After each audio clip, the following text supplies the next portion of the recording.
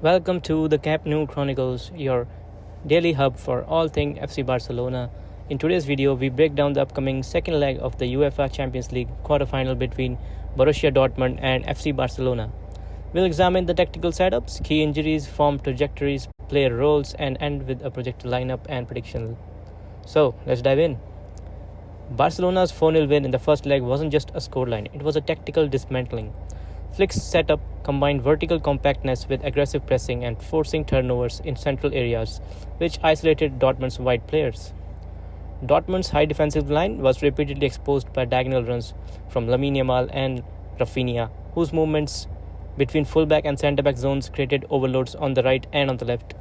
Lewandowski's positioning was equally crucial. Instead of playing as a static number 9, he frequently dropped into half spaces, dragging defenders with him and opening lanes for third-man runs. Barça entered this tie in exceptional form, unbeaten in 2025 and most recently securing a 1-0 away victory over Leganés in the league. What's notable isn't just the results, it's the adaptability. Barça have managed to shift tempo mid-game, control space without the ball and conserve energy ahead of decisive fixtures.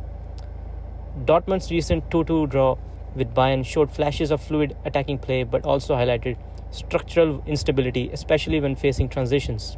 In short, Barça are peaking at the right time. Dortmund are still chasing cohesion, but these away Champions League knockout games are never easy, and Dortmund's yellow wall will be looking to put maximum pressure on the visiting Barcelona team. There is some injury news from both sides. Alejandro Balde has been ruled out for at least 3 weeks and could potentially miss the first leg of the UCL semi-final if Barcelona get there. Balde's absence is more than a positional gap. It alters Barcelona's ball progression patterns. Balde provides vertical thrust, often carrying the ball through the middle third and bypassing multiple lines of pressure. His injury disrupts that outlet. In his place, Gerard Martin might get the opportunity, but he lacks the same carrying ability and the defensive solidity of Balde. Expect a slight tactical tweak, possibly tilting the build-up to the right, with Koundé supporting from deeper zones. On the other hand, Emre Can's potential absence from Dortmund weakens their pressing structure. He typically operates as the link between the front press and the back four. Without him, Dortmund risks becoming stretched during transitions. Now we come to some pre-match words from Hansi Flick, who stayed grounded despite the aggregate lead. These words reinforce the idea that Barcelona aren't coming to defend a result. They'll look to control the match through ball possession and positional discipline. Talking about the tactical setup, we can expect Barcelona to stick with their 4-2-3-1 formation, the fullbacks making overlapping runs while the double pivot of Pedri and De Jong plays a hybrid role. One anchoring and one advancing. Fermin Lopez, operating as the attacking midfielder, acts as the first presser and transitional threat. His aggressive positioning forces oppositions to release wide, often cutting their central passing options. The wings are crucial. Rafinha and Lamine Yamal don't just provide width, they pin the fullbacks, allowing interior rotations from midfielders. While Lewandowski often drops deeper in certain phases, pulling the centre backs with him, while allowing wingers to exploit the spaces in behind.